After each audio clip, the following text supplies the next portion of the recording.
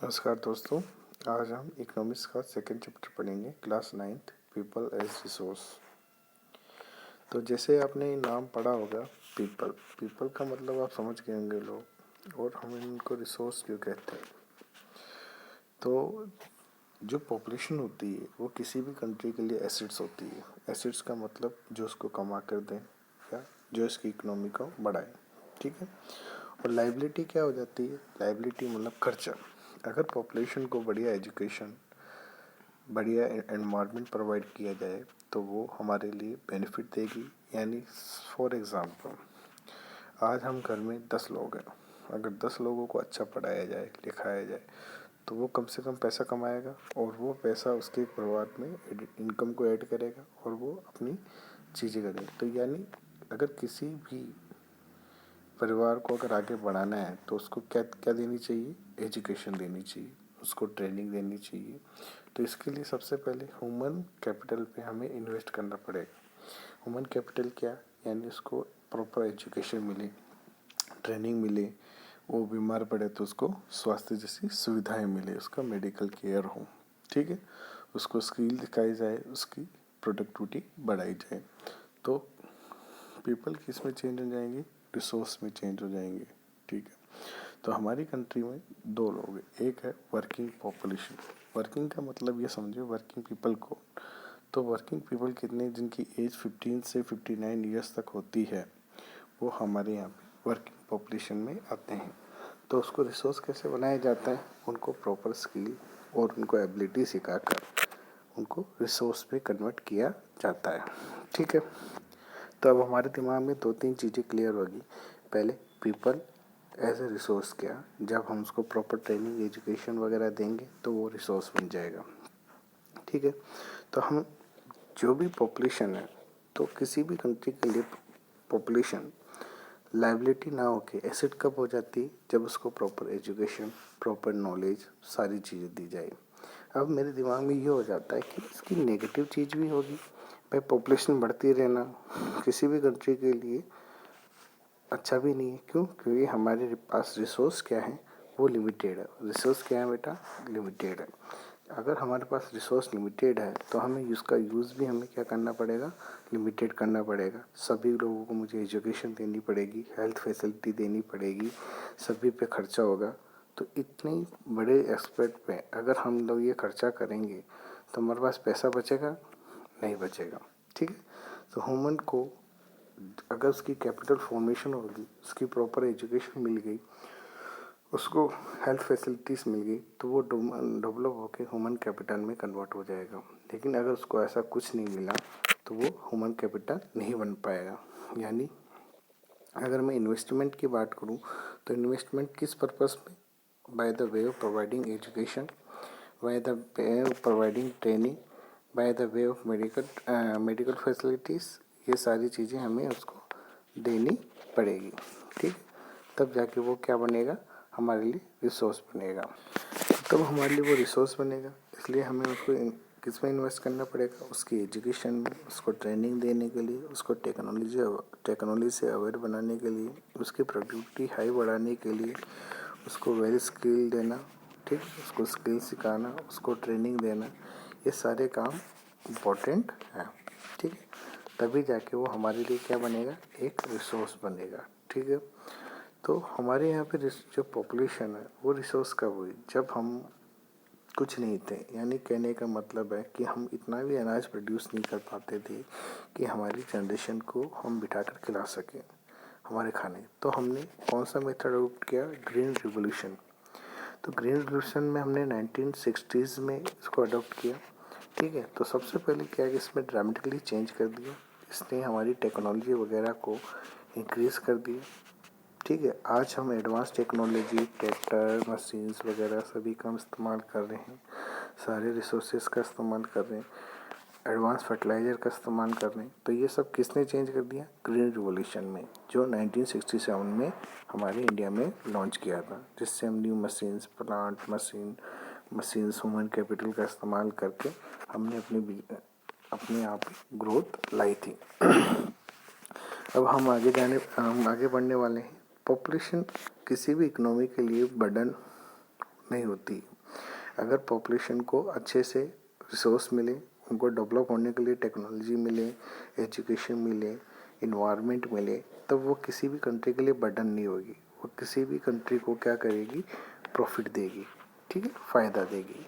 यानी वो इस रिसोर्स टेक्नोलॉजी को सिखा कर वो ज़्यादा से ज़्यादा प्रोडक्टिविटी गेन कर सकता है।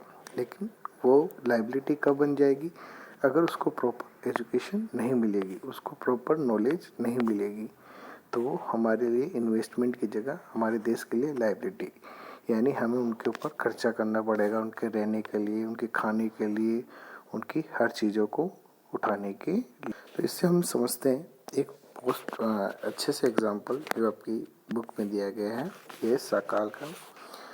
तो साकाल और विलास दो फ्रेंड थे, ठीक है। वो सीमापुर में रहते थे। साकाल एक 12 साल का लड़का था जो अपनी माँ के साथ काम करता था, यानी अपनी रोजी रोटी चलाने के लिए अपनी माँ के साथ हेल्प करता था, ठीक है। मछली वगैरह का बिजनेस करता था, ठीक है।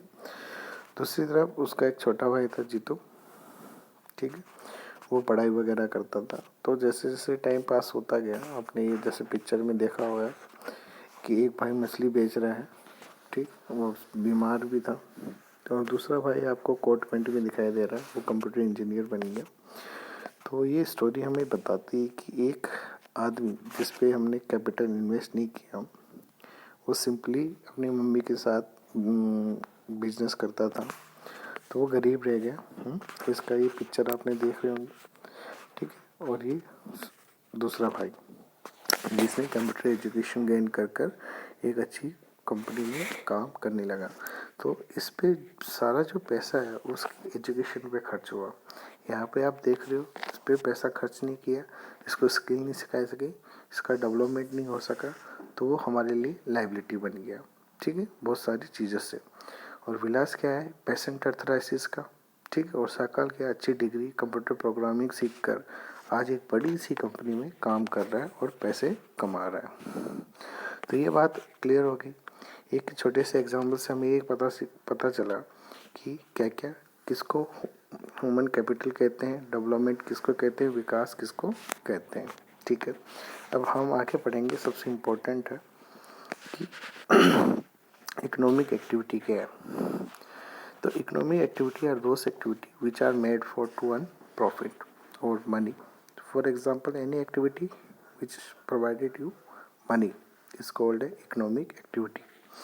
अब हम बात करते हैं नॉन इकोनॉमिक एक्टिविटी। तो non economic activity are those activity which are made to provide the services not for earning money. For example teacher teach his daughter son, ठीक है। तो अब हम ये इंक्लूड पहले इकोनॉमिक एक्टिविटी जानने से पहले हम 3 इकोनॉमिक एक्टिविटीज़ के ऊपर जानते हैं, ठीक, कि हमारे पास प्राइमरी एक्टिविटी क्या है। प्राइमरी एक्टिविटी समझे, primary activity are those activity which are made in primary level. For example agriculture, forestry, animal husbandry, fishing, ठीक है, mining. These activities are included in primary sector. Now in secondary sector, secondary sector those activities which are converted raw material into the finished goods. तो अब clear हो गया primary activity क्या है। Primary activity जो raw material देती है, secondary industry क्या है, जो रॉ मटेरियल को फिनिश गुड में कन्वर्ट कर देती है, ठीक है। इसके बाद में हमने टेरिटरी एक्टिविटी या सर्विस एक्टिविटी की बात करते हैं। तो सर्विस एक्टिविटी क्या है, those activity which are made to provide a service to primary and secondary industries. अब इसमें कौन कौन से में आ गया, इसमें बैंकिंग आ गई, इसमें हेल्थ आ गया, एजुकेशन आ गई, टूरिज्म आ गया, इंश्योरेंस आ गया। यानी जितनी भी जो सर्विसेज है वो मेड होती है किसके लिए, आपको सर्विस देने के लिए। तो ये कौन सी एक्टिविटी कहलाती है, सर्विस एक्टिविटी, ठीक है। तो इकोनॉमिक एक्टिविटी क्लियर होगी। इकोनॉमिक एक्टिविटी वो है जो मेड होती है आपको सर्विस प्रोवाइड करने के लिए, ठीक है, यानी जिससे आप प्रॉफिट अर्न कर सको, चाहे वो सर्विस हो, चाहे प्राइमरी हो, चाहे सेकेंडरी हो, ठीक है। फिर हमने बाइफरकेट किया किसमें, प्राइमरी इंडस्ट्री, सेकेंडरी में और टेरिटरी। तो प्राइमरी इंडस्ट्रीज वो होती है जो हमें रॉ मटेरियल देती है, ठीक है। जिसे एग्रीकल्चर वगैरह हो गया, माइनिंग हो गया, पोल्ट्री हो गया, ये सारी चीज़ें। फिर हमने सेकेंडरी इंडस्ट्री में पढ़ा। जो सेकेंडरी इंडस्ट्री वो होती है जो रॉ मटेरियल को फिनिश गुड्स में कन्वर्ट कर दे, वो कौन सी इंडस्ट्री होती है? Secondary industry. ठीक है, तो अब हमने ये सारी चीज़ें पढ़ ली। अब हमने ये पढ़ा कि एजुकेशन की इम्प्लॉयमेंट है। एजुकेशन हमारी एबिलिटी, हमारी स्किल, हमारी नॉलेज में इन्हांस करता है, जिससे हम रॉ मटेरियल को कन्वर्ट कर सकते हैं। इसलिए हमारे लिए एजुकेशन बहुत ही ज़्यादा इम्पोर्टेंट है। ठीक है, हमने विलास का और साकाल का एग्जाम्पल देखा। विलास उसको पढ़ाया नहीं गया तो घर पे लेबर मार्केट पे काम करने लगा। ठीक है, अपनी मम्मी के साथ। वहीं साकल को पढ़ाया गया और बड़ा होकर वो कंप्यूटर इंजीनियर बन गया। तो उसको रिसोर्स डेवलपमेंट कहते हैं। ठीक है, ये हमारी एजुकेशन है। 1951 में हमारा इतना लेवल था। ठीक है, धीरे धीरे वो बढ़कर अभी इम्प्रूवमेंट लेवल तक, जहाँ पे मेल और फीमेल लगातार बढ़ते चले जा रहे हैं और इनको प्रॉपर एजुकेशन मिली। तो एलिमेंट्री एजुकेशन कहाँ तक होती है? एलिमेंट्री एजुकेशन यानी बेसिक एजुकेशन गवर्नमेंट प्रोवाइड कर रही है। इस एलिमेंट्री जो बेसिक गवर्नमेंट प्रोवाइड करती है, ठीक है, उसमें आपसे फ्री ऑफ कॉस्ट है। और इसी के साथ अच्छी और बेहतर स्कूलिंग के लिए गवर्नमेंट ने नवोदय विद्यालय जैसा खोला है, जहाँ पे बच्चों को फ्री ऑफ कॉस्ट क्या दी जाती है? एजुकेशन दी जाती है। ठीक, तो हम एलिमेंट्री एजुकेशन की बात कर रहे थे। तो गवर्नमेंट ने एजुकेशन को बढ़ाने लेवल पर प्रयास किया है। ठीक है, चाहे नवोदय विद्यालय की बात करो और चाहे लोकल लेवल पे। ठीक है, और गांव लेवल पे आप राजकीय विद्यालय की बात करें होंगे। ठीक है, तो गवर्नमेंट ने लगभग 151 करोड़ इन्वेस्ट किया। कब? फर्स्ट 5 ईयर प्लान में। कौन से फर्स्ट 5 ईयर प्लान में? ठीक है, 99,300 करोड़ गवर्नमेंट ने। और ये अपने जीडीपी का कितना था? मात्र 0.64%। ठीक है, 1951 में ये 3.1% किया। ये अराउंड हमारे जीडीपी का 3% था। हमारे देश ने शुरुआत से ही एजुकेशन पे एकदम कम इन्वेस्टमेंट किया। तो इसका रिजल्ट आपने देखा होगा कि हमारा देश धीरे धीरे पिछड़ता चला गया। अगर आप कंपेयर करोगे आप डेवलप कंट्रीज से, जापान से, अमेरिका से, तो उन्होंने सबसे ज़्यादा जो इन्वेस्टमेंट किया है वो किस में किया है? एजुकेशन पे। लेकिन हमारे देश जो कि डेवलपिंग कंट्री था या बहुत सारे ऐसे रीजन्स था कि ये डेवलप नहीं हो पाया, उसका एक मेन रीज़न है कि हमने एजुकेशन पे एक अच्छे स्टेप्स नहीं लिए। ठीक है, जो बदलाव हमें देखना था वो एजुकेशन को डेवलपमेंट के रूप में देखना था, उसको बढ़ाने के लिए, लेकिन हमारे यहाँ पे वो हो नहीं पाया। तो हम लिटरेसी रेट की बात करते हैं कि जो लिटरेसी रेट है आज 1951 में जो 18% था, आज बढ़कर वो 85% हो गया। यानी धीरे धीरे इसमें बढ़ोतरी आ रही। ठीक है, सिटीजन्स अपनी ड्यूटीज़ से अवेयर हो गए हैं। वो मेल और फीमेल को उसी तरीके से बढ़ा रहे हैं जितने अपने मेल चाइल्ड को बढ़ा रहे हैं। ठीक है, तो ये कितना है? अर्बन एरिया से 14.2% ज़्यादा रूरल एरिया से वुमेंस को पढ़ाया जा रहा है। यानी 16.1% अगर मेल पढ़ रहा है तो फीमेल कितनी? 14.2%। ठीक है, अगर हम केरला की बात करते हैं तो केरला का जो एजुकेशन ग्राफ है वो अपने कंट्री का सबसे ज़्यादा है, जिसमें 94% केरला में एजुकेशन दी जाती है। ठीक है, बिहार में 1 से 5 लाख तक अगर पता देखा जाए तो 7,78,842 लाख। ठीक है, इतने बच्चे प्राइमरी एजुकेशन को गेन कर रहे हैं। किसको कर रहे हैं? गेन कर रहे हैं। ठीक है, तो इसके लिए सबसे बेस्ट है, गवर्नमेंट ने बहुत सारे इंसेंटिव्स लिए, जिसमें से सबसे ज़्यादा है सर्व शिक्षा अभियान। यानी सभी लोगों को एलिमेंट्री एजुकेशन प्रोवाइड की है, जिसकी उम्र 6 साल से लेकर 14 साल तक है। उनके लिए गवर्नमेंट ने सर्व शिक्षा अभियान चलाया, उनके बच्चों को इंक्रीज़ किया। मिड डे मील देखा होगा आप लोगों ने। ठीक है, स्कूल लेवल पे ही खाना दिया जाता है। क्यों? बच्चों को इंक्रीज़ करने के लिए, स्कूल्स में आने के लिए। तो हम ग्रोस एनरोलमेंट रेशो देखें, ये कैसी? इसमें टोटल नंबर ऑफ बच्चे जो एडमिशन लेते हैं जिनकी एज ग्रुप 18 से 23% वो कितनी है? 27%। कब? 2019 and 20%। The broadly life time of the world average. ठीक है, वर्ल्ड एवरेज से भी कम है, लेकिन कोई दिक्कत नहीं है, अब इसमें बढ़ोतरी हो रही है। ठीक है, तो गवर्नमेंट ने बहुत सारी टेक्नोलॉजी, नेटवर्क वोकेशंस वगैरह, ट्रेनिंग वगैरह दे के इसको लाएंगे। अब बात करते हैं 1950 की, जहाँ पर हमारे देश में 750 कॉलेजेस थे। आज 2019-20 में 44,374 कॉलेजेस हैं। ठीक है, यूनिवर्सिटीज़ जहाँ पे 30 थी, वहाँ पे 1,236 थे।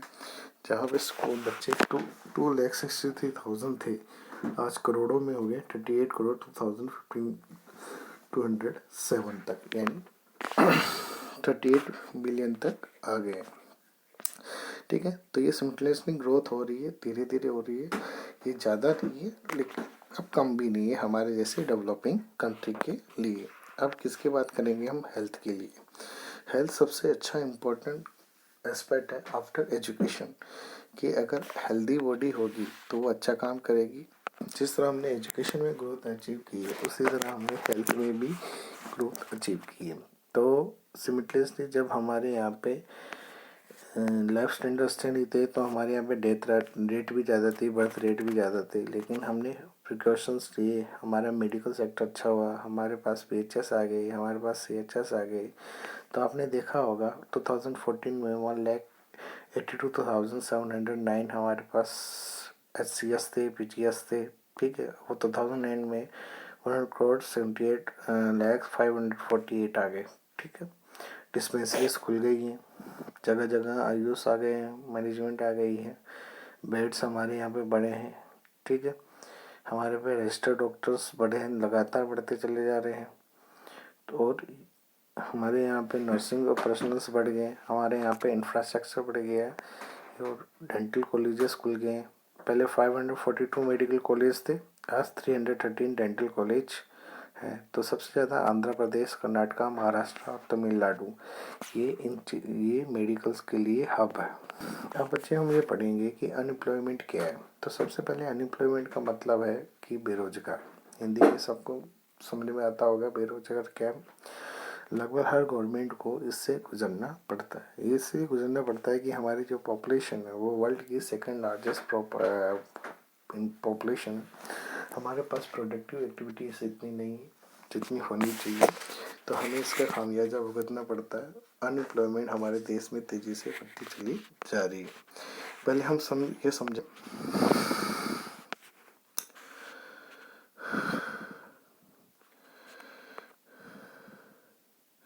तो जैसा कि हमें नाम से पता चल रहा है कि सीजनेबल एम्प्लॉयमेंट क्या होती है, यानी बट कुछ सीजन्स के लिए आदमी के पास काम होता है, बाकी सीजन वो क्या होता है, बेरोजगार होता है। तो ऐसी कंडीशन को सीजनेबल एम्प्लॉयमेंट कहते हैं। यानी कहने का मतलब है when a person are employed in particular season, ठीक है, and remain employed rest of the months is called as seasonable employment. तो ये आपको हार्वेस्टिंग में दिख रहा होगा, आपको हर जगह ये देखने को आसानी से मिल जाता है। ठीक है, जैसे गन्ने का जूस वगैरह ये कुछ सीजन के लिए ही काम करते हैं।